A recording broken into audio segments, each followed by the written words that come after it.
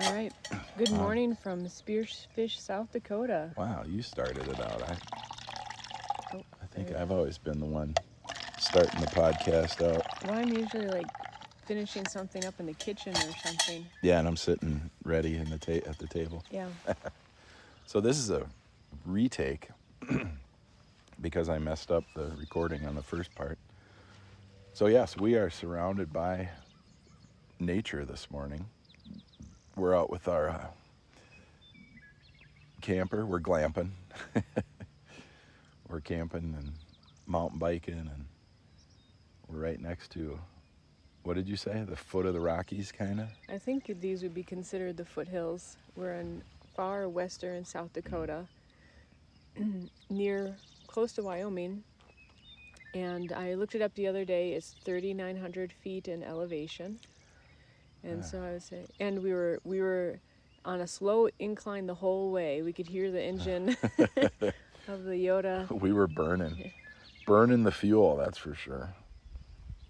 So we can coast all the way home. Yeah. Make up for the gas mileage. Put it in neutral. Yeah. I think that's how it works. So you were talking about us in the car on the way up here, and you said that I was revealing things. Why don't you? Well, the last couple weeks, actually, you've been kind of revealing. I don't know how long you've been having these thoughts or realizations, but you said specifically on the car ride here that you recognize that you were, in your younger years, arrogant and talkative, and I found that interesting that, and you didn't necessarily make a judgment on that per se. It was more kind of stated plainly. You might have mentioned how it got you in trouble or something. Oh yeah. Well, I think it was arrogance, slight arrogance mixed with confidence, and then overconfidence in a lot of areas because I was very inquisitive as a child. And so what age ranges, though, were you thinking of when you were stating this? Well, if I look back, first of all, this is the J&T Marital Arts podcast, and we are drinking, ching ching, click click. We're drinking out of plastic compostable cups, so we could toss them by the roadside and they'll just degrade and I don't know if they're disappear. Let's see, made from plants, not petroleum. Hey. There we go. Hey, I think this one's degrading already. You probably could toss it to the side of the road, but it would be it'd still bad be littering. Example. Yeah. Still would be littering. We're drinking our cool Colombian Coffee Connection butter coffee, made by yours truly, El Señor John Bacalunde. Yep. The yellow Norwegian. Juan Bacalun. Okay, so what ages do you think your arrogance was at peak? Well, peak arrogance? Yeah. Yesterday? The age of 51. If I couldn't get answers from adults back then, I would read. And I'm talking, early. I was reading very early. And my funny story, I think I've said this before. I was just starting to talk and put sentences together. And I must have been, I'd have to ask my mom, but I must have been in that, I don't know, I want to say 1 to 1.5. And that might be, I don't know, I'd have to ask my mom. But anyway, my mom came into the room in the evening, and I had my favorite book, and I was turning the pages and I was reading the text on the page, and evidently my mom ran out and grabbed my dad. She's like, he's reading. And my dad comes in and he laughs and he goes, Nancy, you read him that book every night. He's memorized the words. Mm-hmm. No, look, he's on the page, and so that was, I mean, what a powerful thing, to see your child that's barely putting together full sentences, but is reciting from memory a book, word for word, following along, page by page, and that had to be part of it. So I could blame my mom for any of my. Your mom. I could blame her for any arrogance or confidence or overconfidence or whatever I'm going to change the people question think is wrong with me. to get it off of your mom. Probably the most wonderful mother-in-law ever. Uh, so, by your statement, that your arrogance was closely tied with your curiosity and knowledge that you were building, should be at peak arrogance right now. So why aren't you at, supposedly, because you're looking back? I'm pretty sure I am because, Yeah. but I think peak arrogance results in it's coupled with peak confidence, right? And as you mature, you realize that you don't have to make your point. Every time something is going on, you can take time and listen. As you get older, you realize that there's time, right? And as you get older than that, you realize there's not much time. But I've also realized, and most people do realize, that you can't change other people. You obviously can't forcibly change them. Just person to person. Let's say if I was heavily overbearing with you, your opinions and the things you wanted to say, they just go underground. You wouldn't talk. And if you were overbearing with me, we wouldn't be together.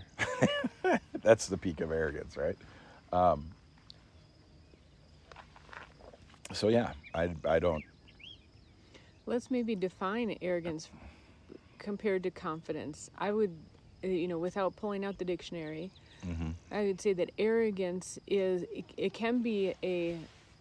can or may not be a confident person, but it's certainly someone who thinks that they know more or are better than the people or person around them, and they also, by their demeanor, make that evident. While a confident person can be, so an arrogant person can or cannot be confident, but a confident person is not necessarily arrogant. A confident person can, like you said, take that time, space, allow people to be, and just know within themselves, wow, I know a lot more than this person, or something like that. Well, you don't know what you don't know, right? So you got the four windows. And this is part of what I enjoy. And maybe it's not so much arrogance as it is enjoying the puzzle of conversation and the meaning of things, right? I mean, if I didn't think that I was good at the things that I do or the things I can do or the things I want to do, I would be trying to improve, or I might not be doing them, right?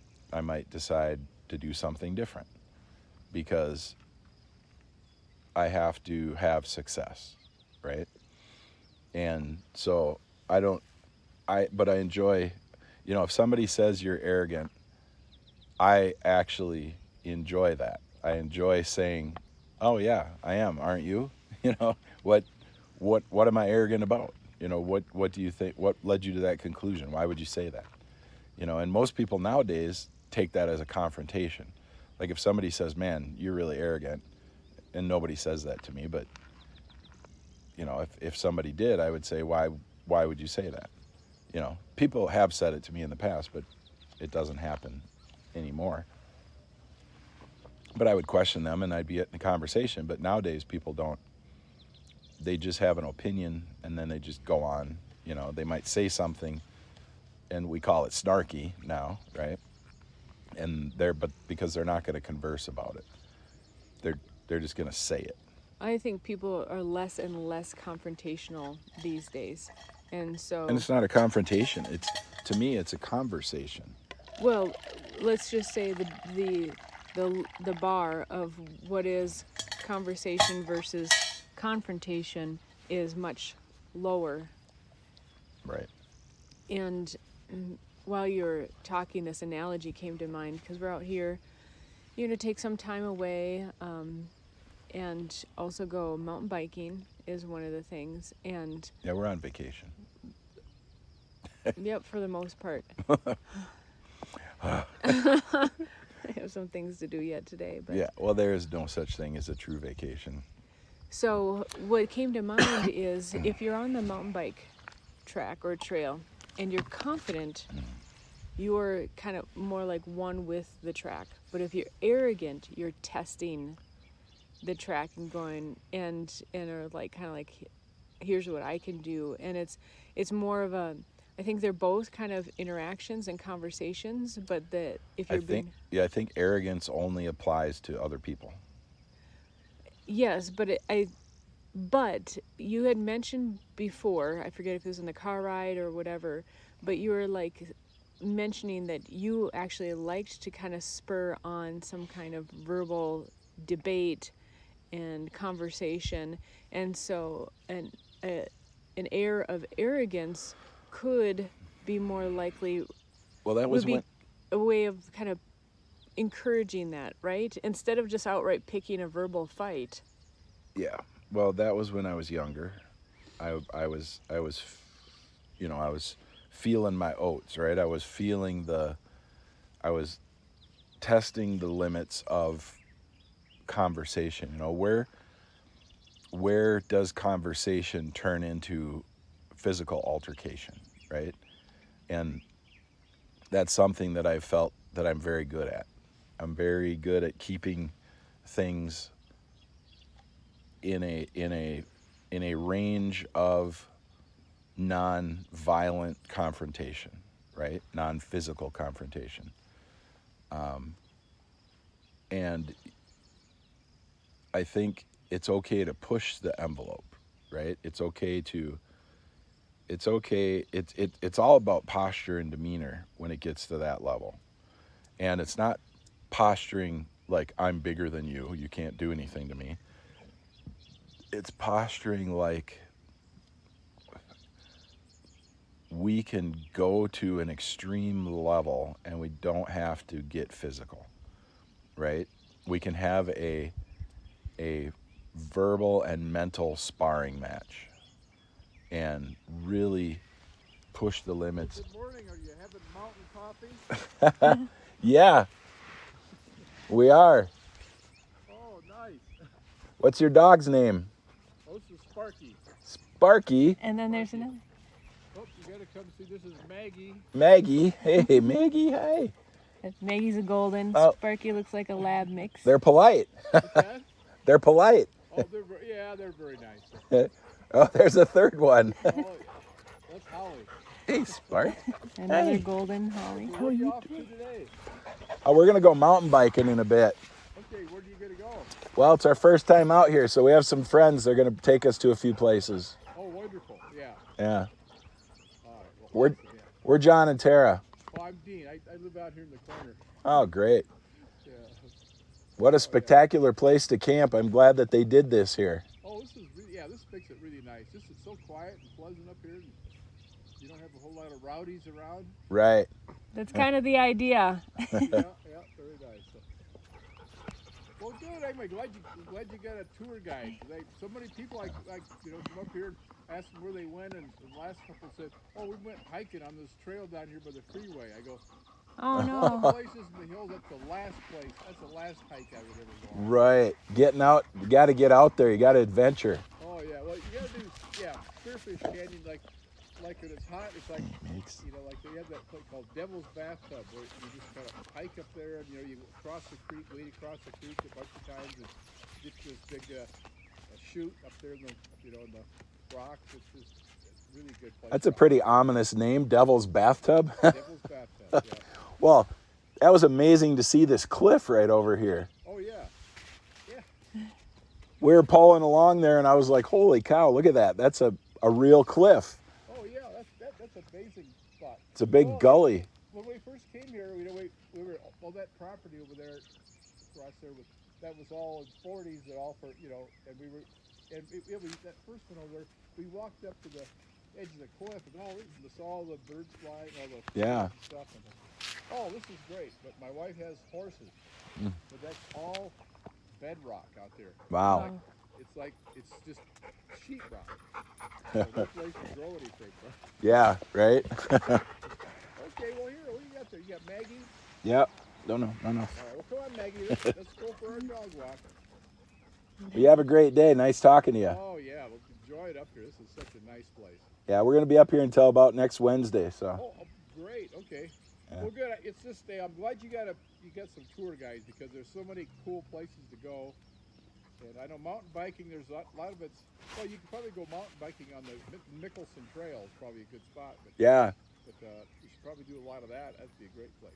But are you kind of like off-road? I mean, like you... Yeah, the challenging trails in the woods. They call single track most of the time. Track, yeah. Well, if your friends ask them about Little Spearfish Trail. Yep. And that's what we used to like to ride the horses on. It's a little single track through the bushes. Yeah, we've heard a lot of the names you're talking about. Yeah. Okay. All right. Anyway, glad you got a good tour guide. Come on, Spark. Let's go. Come on. Have a good day. All right, you bet. Bye. Thanks. Nice to meet you. Spark. Let's go. Well, that was a little nice distraction. Yeah. We're all talking serious on the podcast, and Yep. he comes by with 3 dogs. Good. Just out in the country. Can you believe they're all off leash? Oh. And yeah. they were all polite. There are 2 Goldens and one looked like a lab mix. Black lab. Yeah. Yep. Pretty friendly breeds though too. Yeah. Oh, they see that one took a big dump right over there. Yeah. It looked like they had goldenrod isn't blooming yet, but they had yellow pollen on their noses. Yeah, all over their head. Yeah, they were running through the weeds. Yeah, that's the way it should be. A guy and his 3 dogs just walking down the trail, and they all listen, and they're all just chill because you're running them. That's me. That's what we're talking about. I had to run myself in order to chill. I always had to train. I always had to be doing something active. Do you think you're chill nowadays? I'm way chill. Yeah? Yeah. Do you think so? Well, I only knew you from age 30 on, and I've heard quite a few stories. I think at 30, when I knew you, you probably were not chill, but you had the potential. And it sounds like us getting together was a big part of that, literally settling down. Well, people that know me, people have asked, it was probably around the 4 or 5 year mark that people would ask me, how's it going? Like with me and you. Because I think they didn't think that I would ever be with anybody for a long period of time. And I said, it's going great. Why? And they're like, well, Yeah. You've been married for a while now. And I would call you the lion tamer. Oh. And I've said that to you a few times. Yeah, it's been a while. I forgot about that. That you didn't do anything. You were yourself. I didn't do anything. Nothing. You did nothing. You just laid around like a lion. Oh, lioness. Lioness. No, I think they do the hunting, actually. Yeah. No, we're a very good match, and we've had a couple of rough spots, but it's, we've continued to communicate, and that's why we have the Marital Arts, the list. It's all the things we've done to stay successful in our relationship. Mm-hmm. All the way down to snuggling this morning in our little camper. Yeah, we'll have to share some pictures of it. You got a really great one this morning. It's really just... I did share some pictures on our Facebook, my Facebook. Yeah. I can put them up on Instagram so people can see them. My Instagram is just John Bachlan.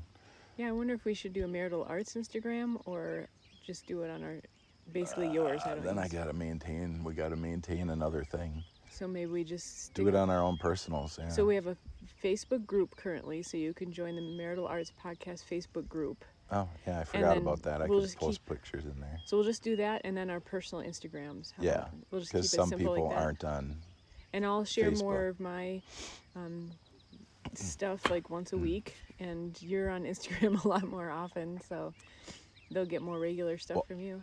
I'm on Instagram just looking at stuff, but I'm on Instagram with my business also. Mm-hmm.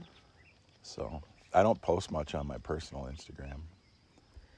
Well, we should share a picture of our camper. We actually bought this, I think it was early February when we got this. So like the coldest of cold of winter. It was a great time to buy.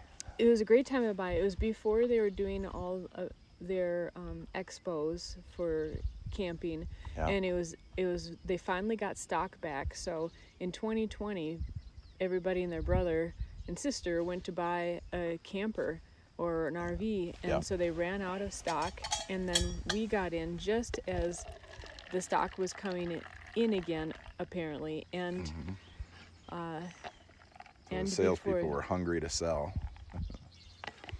Well, they had stock to sell. And we bought it from your cousin. Shout out to Pleasureland. Yep, Pleasureland RV. They have a couple locations, but that was in Brainerd. Yeah.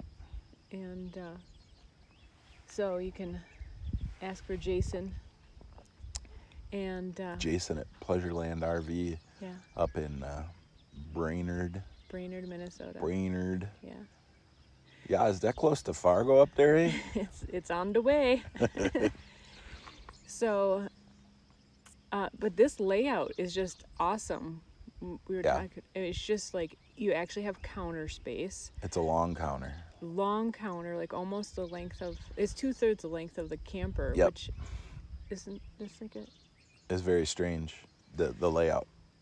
There's a pop out. But it's perfect. And what else? The dining table pops out. The bed is a hideaway, a tuckaway, whatever they call that. Murphy bed. Yeah. That turns into a sofa. Yep. So you got a sofa, you got seating in the dining seating, and then it's a full bathroom. The shower, I can stand up in it, but I kind of when I was showering, I kind of crouch a little because when I was washing my hair or whatever. And it's wide enough. I mean, it's a little more narrow than it is wide, so you got to kind of rotate when you're doing certain things, you know. Yeah. And it's got it's a full shower. It's not a shower-in bathroom, like a wet bath. Yeah. It's a full shower. And that was something that we liked too. Well, that was a prerequisite. Yeah. You know, the other way is just a little more messy and a little more. Then you got to have, you got cleanup, a little more cleanup.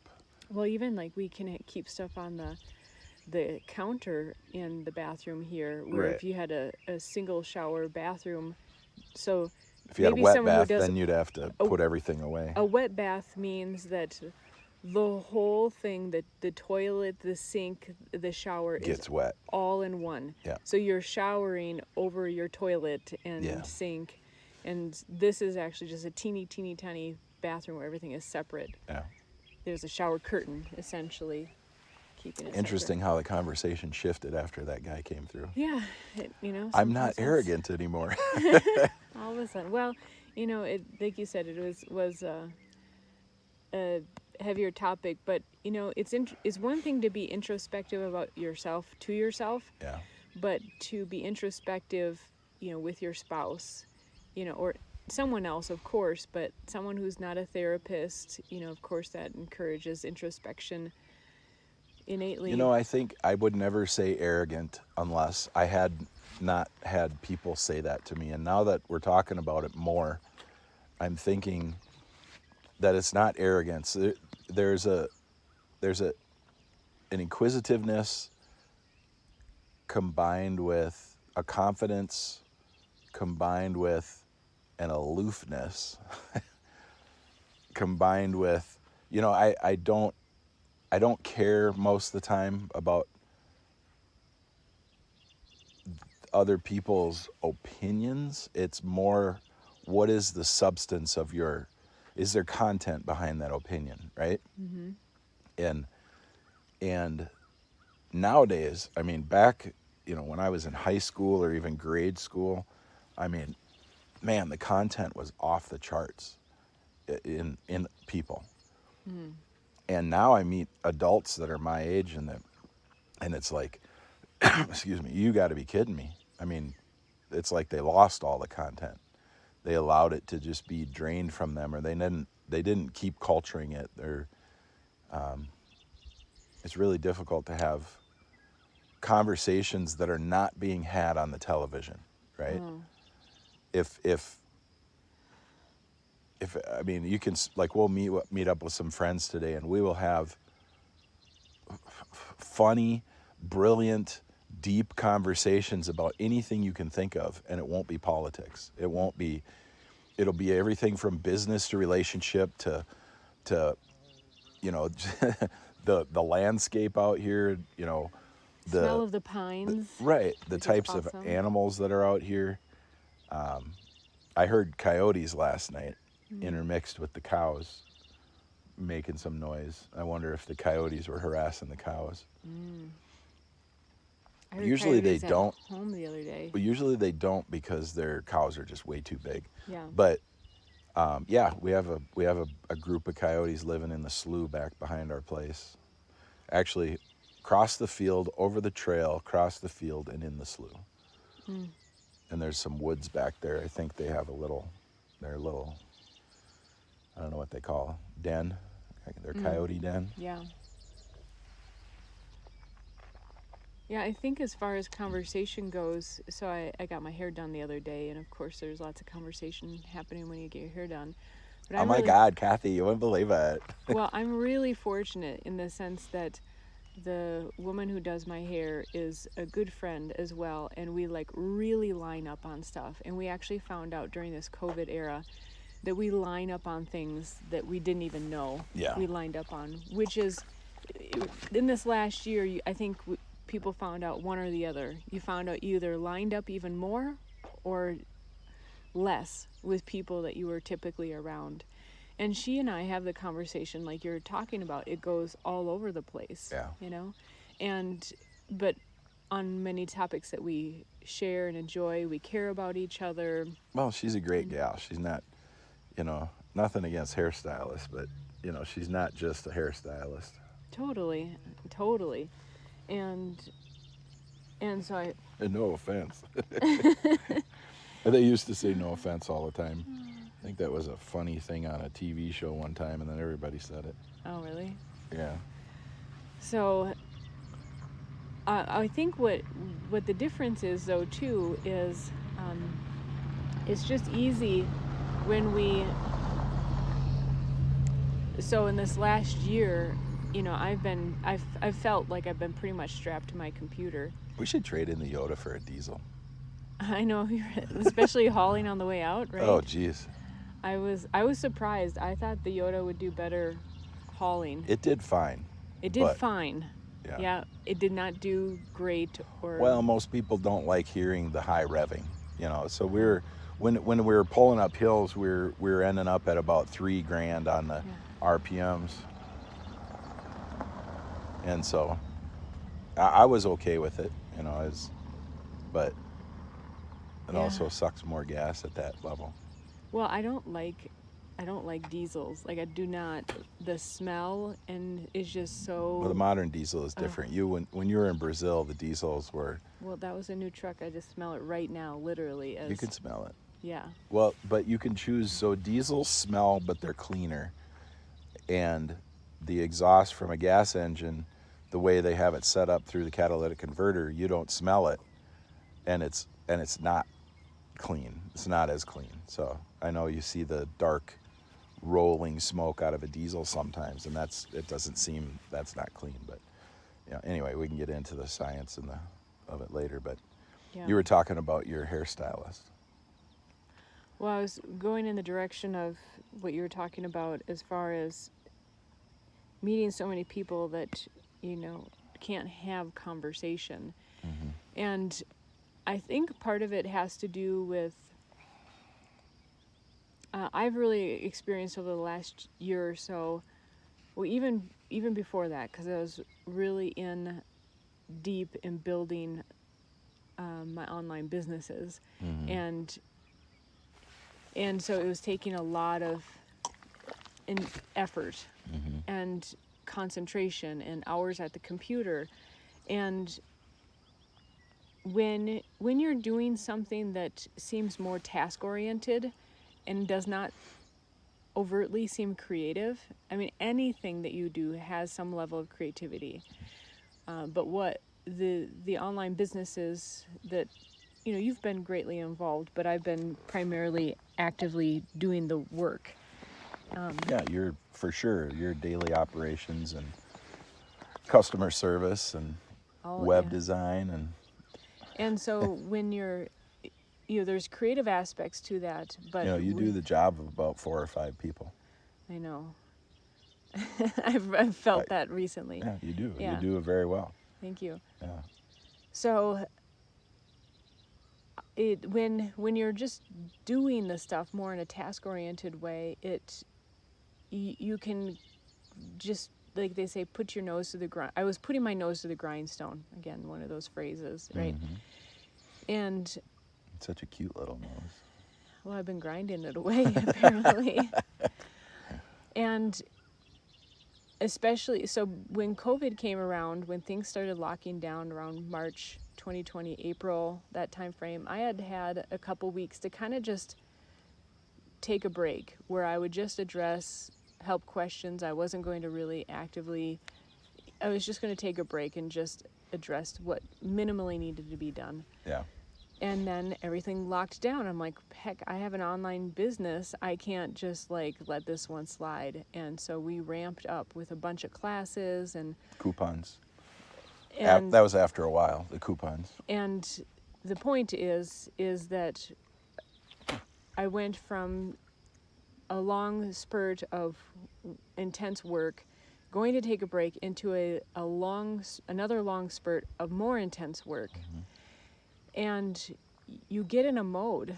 And what I think what happens with people, and this is kind of to let some people off the hook a bit because I felt more a part of it than ever, is that, whether we realize it or not, we're raised, I would say mostly in this world, but especially in this country, to, get an education, to get a job, to get a house, to have a family, and live. Whatever living means to you in between, but that implies a lot of purchasing. It's get this, do that, and I think we very easily and very quickly... That was a huge bug to be. We very easily and very quickly can get ourselves stuck. What they call a rat race, right? And so, of course, we need to work in some form or fashion to make a living, the vast majority of us, but it becomes having to, feed what we financed. And so we end up working and working and working without taking that time, to, stay active, for example. And there's the concept... Which marital art is that? Number 6. Yeah. Yeah. So there's... I learned about this years ago in a book called The Artist's Way. And it's written by a writer named Julia Cameron, who was married, I believe, to... Is it Scorsese? Martin Scorsese? Yeah, pretty sure it was him. And so it's a really thick book, but it's exercises for people who are namely artists, who consider themselves artists, to stay in the flow and, not have writer's block, for example. But I think actually it can apply to everybody because and the reason why is the main concept of the book or primary concept is to take what are called artist dates. And these are time away that is not is not going to a meeting, is not doing anything that's directly work related, but whatever it is for you, it might be wherever you see inspiration. So for us, we could call this an extended artist date, but an artist date doesn't have to be a vacation. It can even just be an afternoon out. And I could be working on a specific thing. But not work related, but like you're maybe going to an art museum, maybe you're going for a walk, maybe you're whatever it is for you. Or maybe somebody like me that's in the machining field, I get this is going to be more literal, I get a sketchbook and I just play around. Yeah. And then my creativity could come out for my machining, for my business. And the thing is you don't keep in mind, this is so I can be more creative, and so I can. You just allow. You really have to let go. You allow. Yeah. And I think, to wrap this back around, I think that's why people have a hard time having good conversation. Is we've gotten so much into. I know this happens to me. We've gotten so much into our work. What do I need to do? What's next? And what do I need to know? How do I improve? How do I get better? Or just survive. Sometimes it's just like, how do I get along and get what I need to get done today? Mm-hmm. And it seems like politics and the economy and all that are so central, which, I mean, they are, but they aren't. And so I think it matters, but it's supposed to, politics and the economy, they're supposed to be in the background. Yeah. They're not supposed to be in the foreground, and they've been weaponized now, and they're being used against everybody around the world. If you look at world economics or world politics, those two things have been weaponized. And people could say, well, they have been throughout history, but I would say not to the extent that they are now.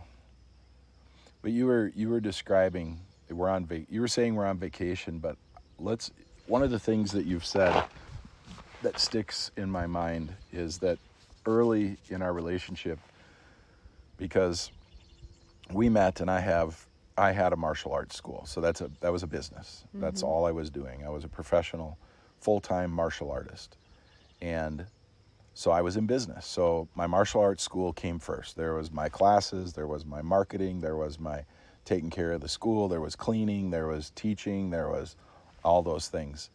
And I say all that stuff because everybody thinks a martial artist is just kicking ass and training all the time, right? Which you have to if that's your trade. But I say all those other things because I had rent to pay. I had a sidewalk to sweep. I had signs that were up, and I had to show up at my school a couple hours early every single day, make sure, the building wasn't vandalized, make sure my signs were still there, turn on the lights. If a light didn't turn on, I had to change bulbs. If somebody didn't clean up, if I let somebody else lock up the night before and there was a mess, we had a little snack bar area kind of where we could sit. You remember those high tables in that front area, which was very unique. So we'd sell power bars and shakes and all these things, and people could go up there and sit and have conversation and talk, and it was separate from the classroom area. So, and I had spin classes, I had a weight room, I had stand-up tanning booths. Yeah. I sold knives. I was a Benchmade dealer. So I had my wholesale accounts to take care of with my vitamins, with my knives. Yeah. I was selling gift cards, so I would open up, the school would be open all day, like from 9 until 9 or whatever it was. So people could come in during the day and look around and see, or I had lots of young people coming in tanning. I had even older ladies coming in tanning, not older, but 40, 50, I guess back then that was a little older. Now they're just young pups. Look at them, and they're contemporaries, John. That's what we would say. But that's, when even I find myself when I'm talking to people, I've had several martial arts school, and when I was a full-time martial arts instructor, people go, oh, wow, that's kind of cool. What'd you do? And then I think about everything I did, right? Mm-hmm. And then I had to train before everybody else trained.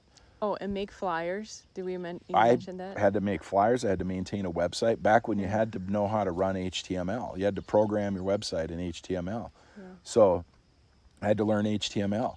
When I had to do my own JavaScripts, I had to do everything. And then I had to video the classes, and then I had to convert the video. Mm-hmm. I had to get it into a format. I had extra hard drives. I had the fastest Mac computer they made back then, which was like a $6,000 computer with all my hard drives, which that was, holy cow, 20, 25 years ago.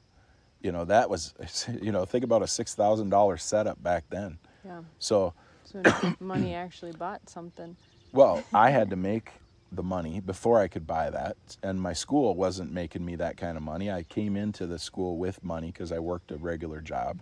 I was a machinist, and it wasn't a regular job, but it wasn't like working at McDonald's. It was a skilled trade. Mm-hmm. And so I left a skilled trade to go into another skilled trade, which is being a martial arts instructor. And then I had to run a business. There's so many things you have to do. Well, when we got together, you were shocked at how much I worked, how hard I worked. I worked every weekend. I worked every holiday. I did everything. I was working all the time. Mm-hmm. And we had conversations. And then early in our relationship, you said you were searching for somebody that was talking about being in a relationship, being married to a business owner, and being in business together, and how that worked, right? You were looking for education. You had on-the-job training with me, but you were looking for more education. You were like, how does a wife deal with this when the husband is a consummate entrepreneur, right? I mean, that was from scratch. People nowadays, and I'm going to say this out loud, if you bought a franchise, you are not an entrepreneur. If you went and picked out the building, chose the name, went and had all the signs made, carpeted everything, built the walls. had to come up with a business plan. Business plan is the main. Had to put it together. Yeah. There was no model and test it out. There's no model. I mean, I bought thousands of dollars worth of knives, and then I prayed that they would sell, right? Mm-hmm. I bought thousands of dollars worth of supplements, and then I prayed they would sell. I bought tens of thousands of dollars worth of tanning booths, and I prayed that people wanted to come and tan. And then I bought tens of thousands of dollars worth of spin bikes. I had a spin class in Chaska 25 years ago, 22 years. Was I ahead of the times or what? Yeah. People were like, spin, what is that? And I'd take them in there, and I had my spin bike instructor, and I would say, get in there and show them how that works. And she'd run in there, and they'd be like, holy cow, this is awesome. Yeah. Yeah. So I had a spin class instructor, I had a yoga instructor, and then I had 3 instructors that I was training in the martial arts to be martial arts instructors. Here comes Sparky again. He must be on the way back. Yeah, I saw the guy. He's walking that way. Oh. Yeah. So, I mean, that's a business. When you you put your hard-earned, saved money, you put your blood, sweat, and tears, like I said, I built all the brackets to hang my heavy bags, my speed bags, mm-hmm. built the walls, carpeted everything, painted everything, went and registered my name, and you couldn't do it online back then. Yeah. You had to just strolling through the old lab. Yep. With the gray snout. Yeah, he's got gray along his jowls. Yeah.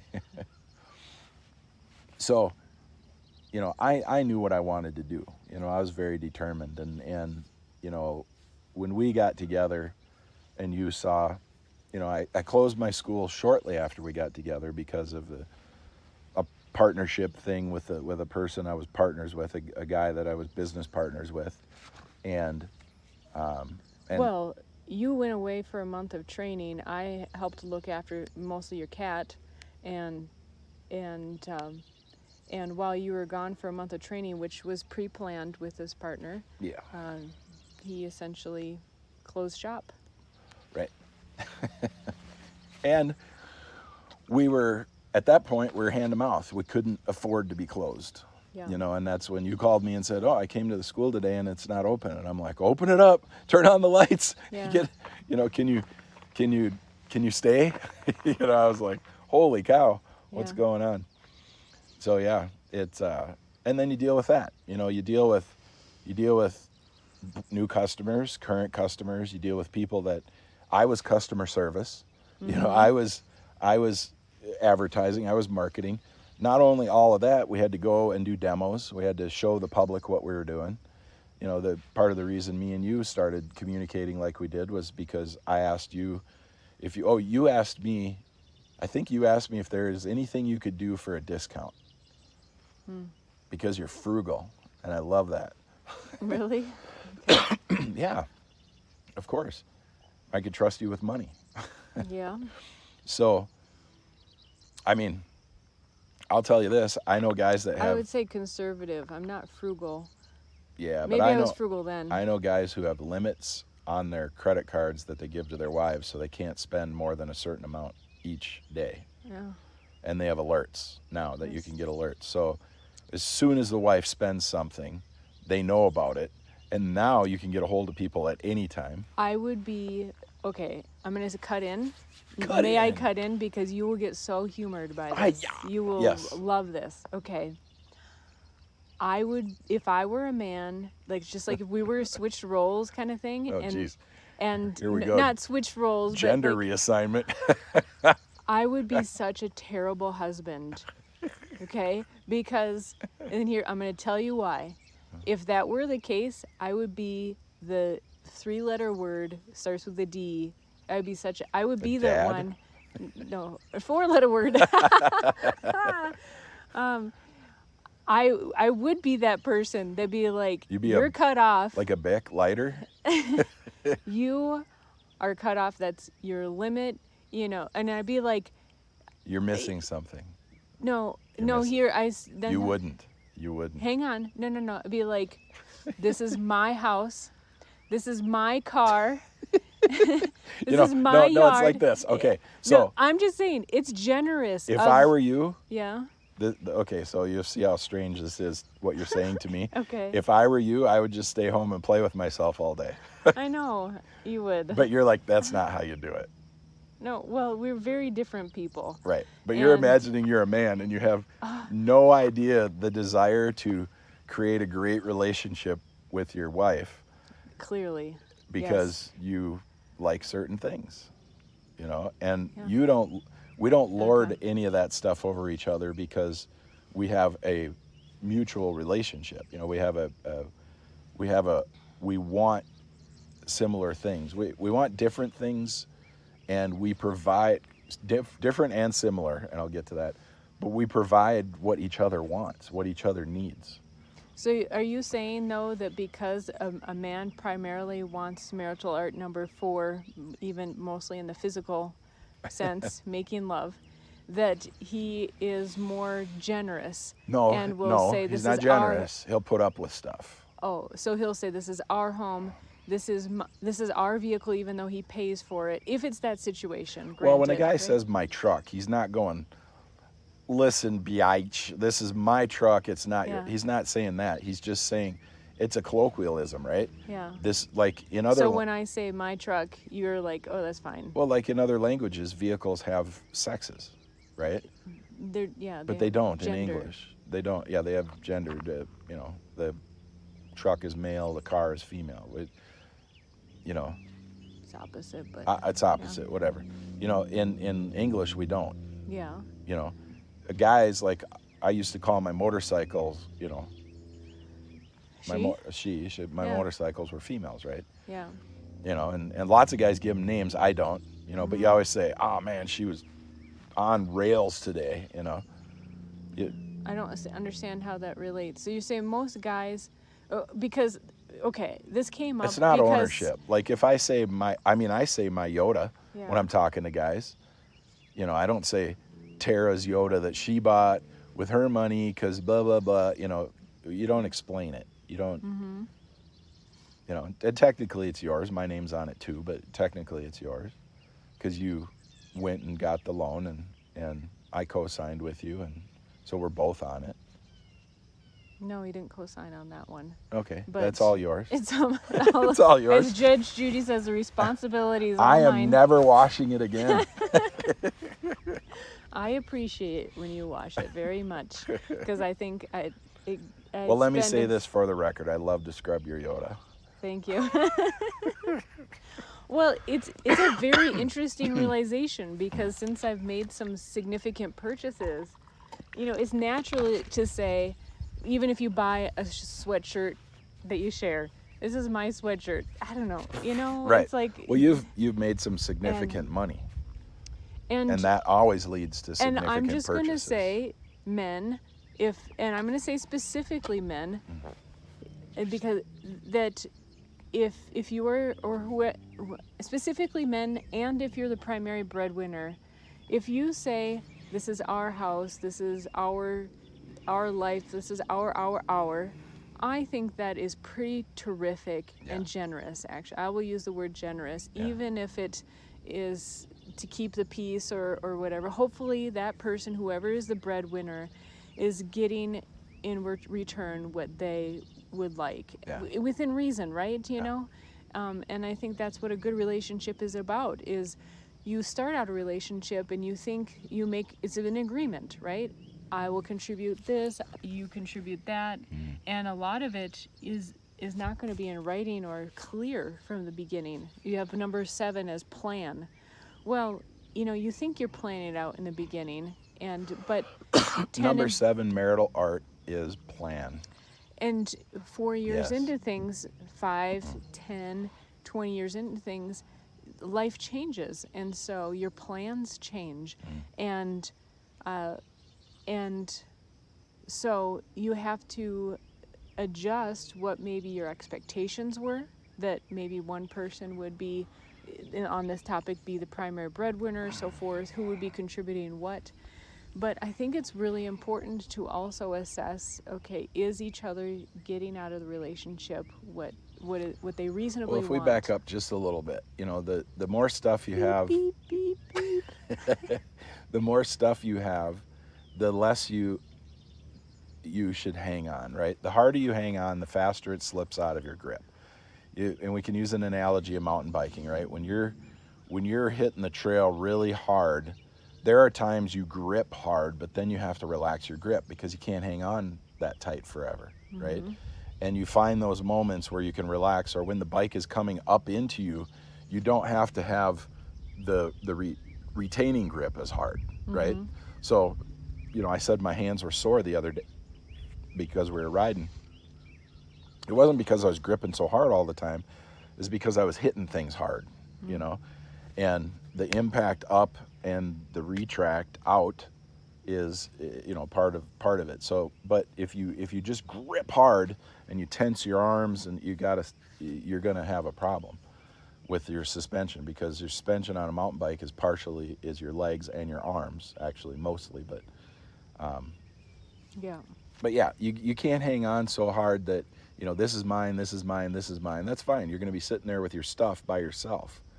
The stuff doesn't matter, and you've seen me be that way over the years. To my amazement, and it really... It's just stuff. It's just things. You can get them again. I mean, I learned how to make money, and I learned principles in business, and I learned principles in relationships. And you can get that stuff again. It's not, this is my bike and I'm going to have it for the rest of my life. No, I mean, I've sometimes changed bikes every year. If they stop making stuff, then I'm going to keep that bike and take care of it forever. But, it's just stuff, and... Well, speaking of just stuff, your sanity is more important.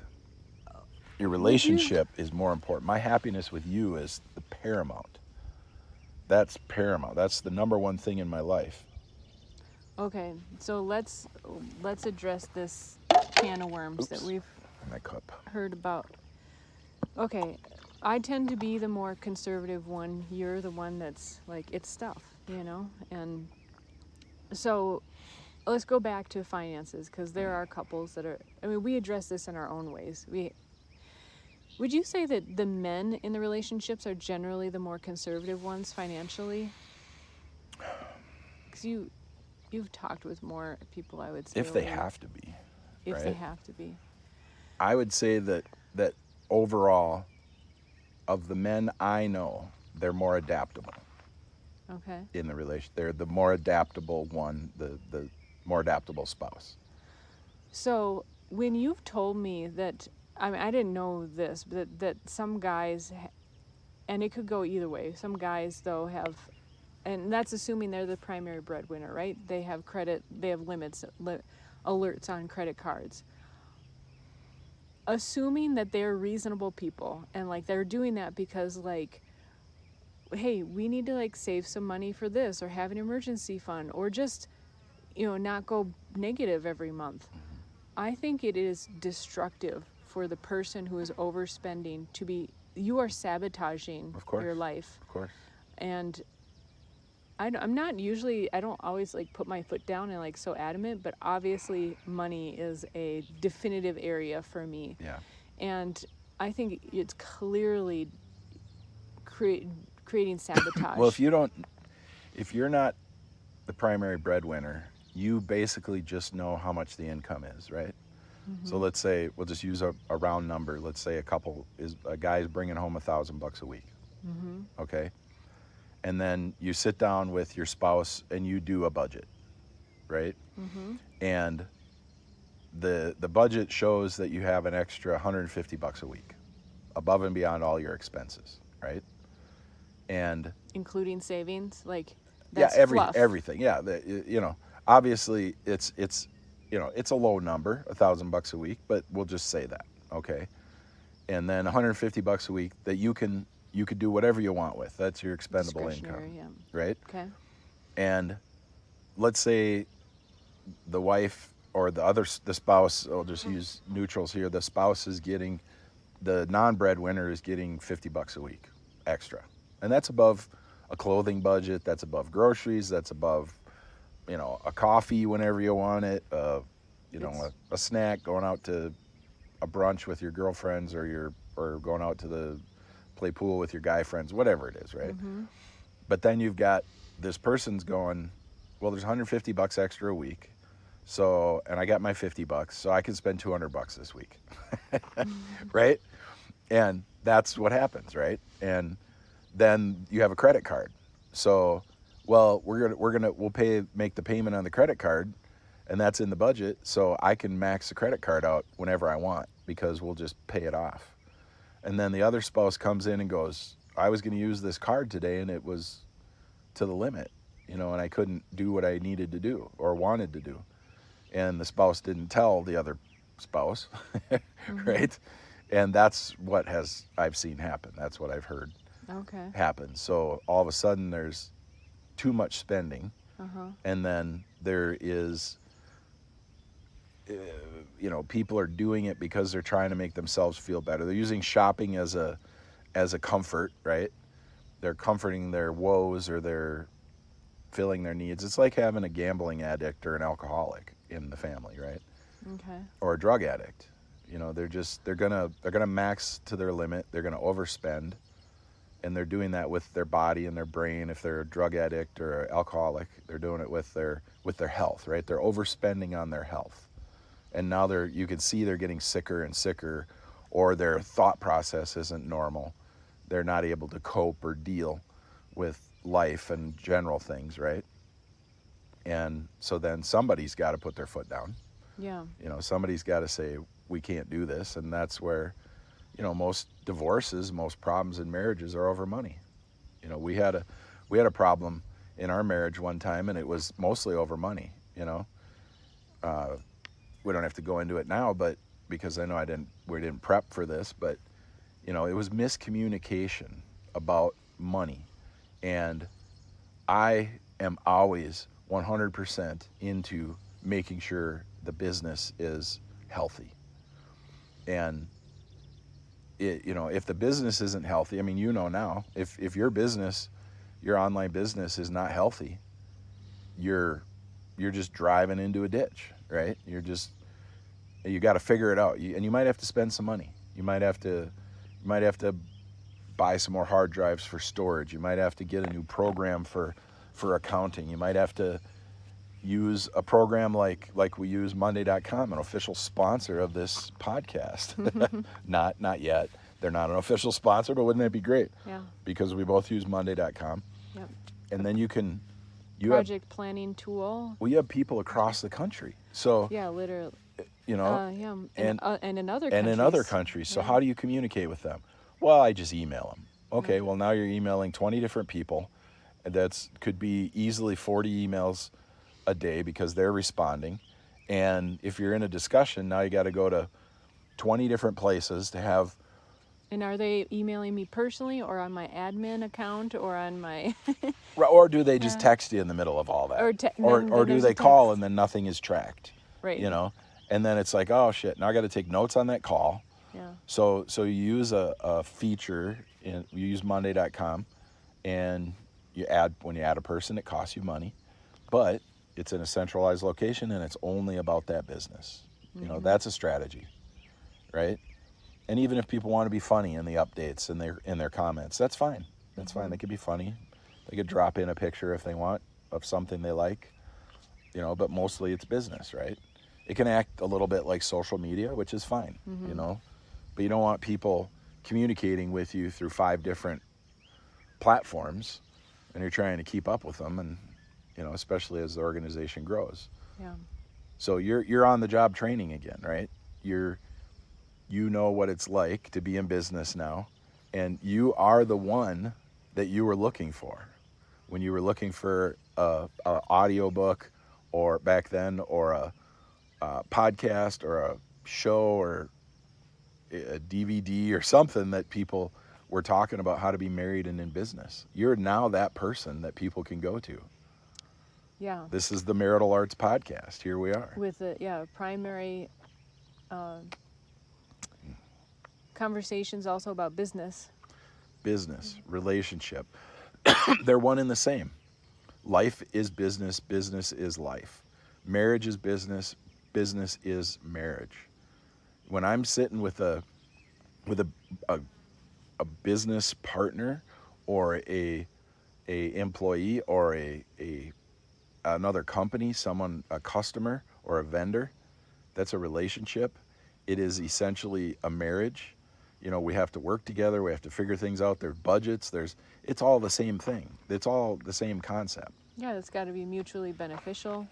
One person can't feel like they're always getting the short end of the stick. And it always has been for me. That's where we were in the beginning of the conversation, where I said I was trying to figure things out. And once I got them figured out, you know, it might have seemed like arrogance, but it's just definitive confidence.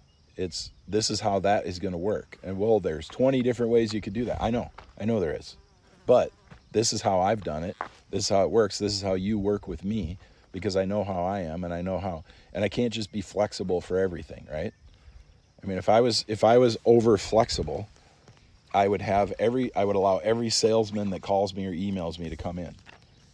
You know, I'm polite. I say thanks for the call, but I don't need that. If I need it, I'll come to your website.